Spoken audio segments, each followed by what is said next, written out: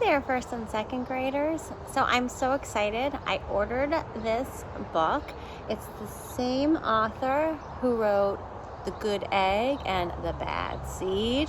And this book is called The Cool Bean. So I hope you guys like this book as much as you've liked the other ones we've read.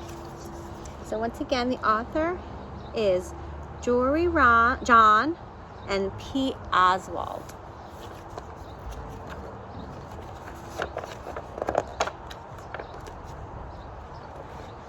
The Cool Bean.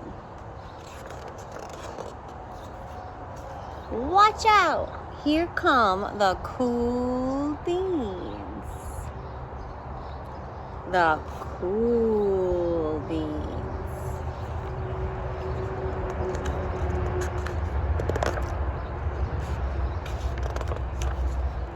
Oh yeah.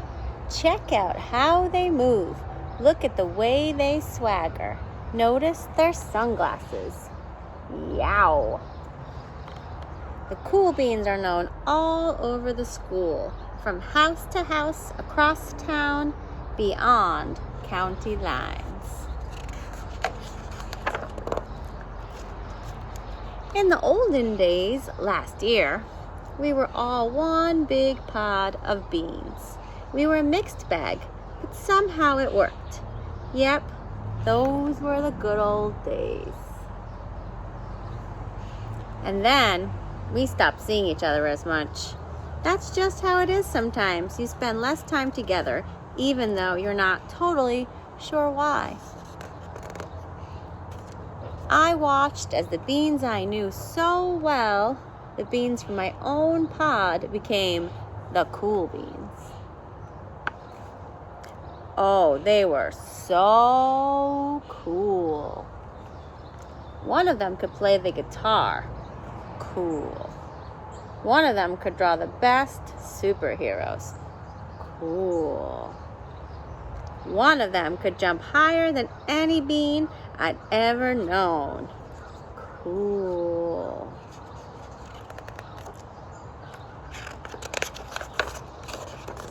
Me?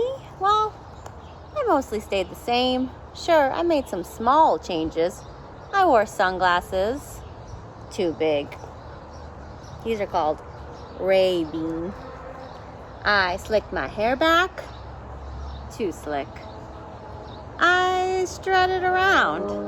Ow! I swaggered. Oof.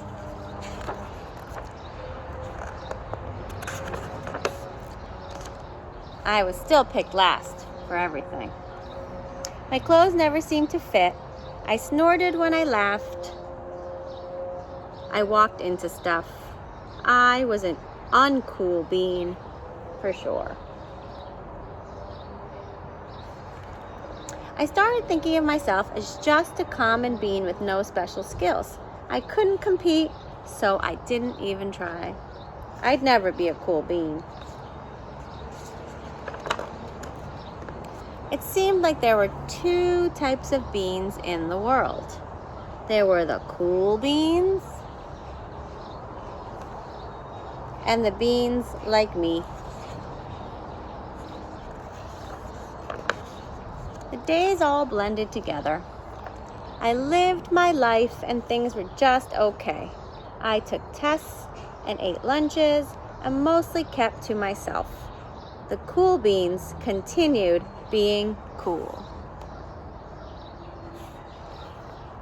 I mean, sure, I missed them a bit, but it's not like I was going to say anything. I felt like all that coolness had gotten in the way of our friendship. And that's how it went. Until one day.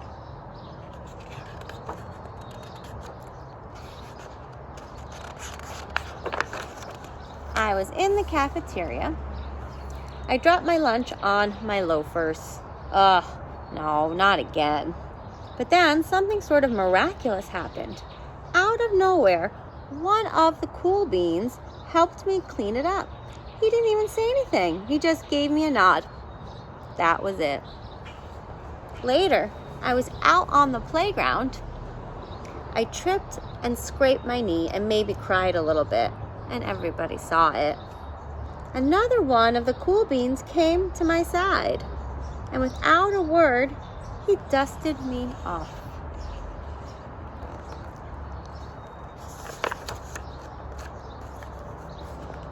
That afternoon, I was sitting in class.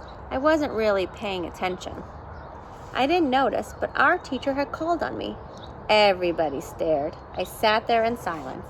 Nobody said anything. And then, everybody just laughed at me. That was it. After today, I was officially a has-been. But then one of the cool beans stood up and came over to me. Everybody watched. She leaned in close and whispered, "Hey, the teacher asked you to read from page 32. Then she gave me a quick wink and went back to her seat.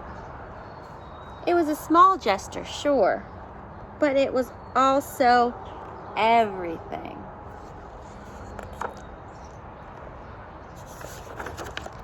I walked home with a goofy smile on my face. I smiled all the way through dinner.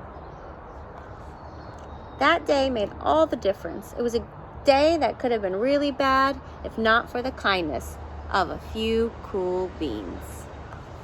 It gave me a shred of confidence. That shred of confidence has continued to grow.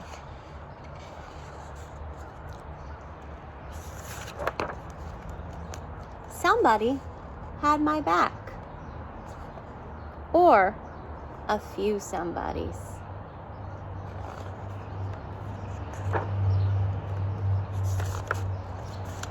After that, I started hanging out with the cool beans again.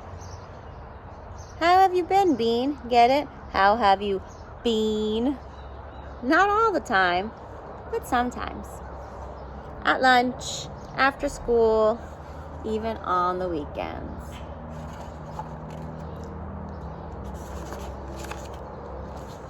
Throughout all of this, I realized it's not about how you look or any of that other silly stuff. It's about a wink or a nod or a smile at just the right moment. It's about dusting somebody off, helping them up again, and pointing them in the right direction.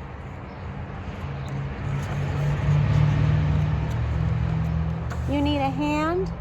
Yes, please. Now that's cool.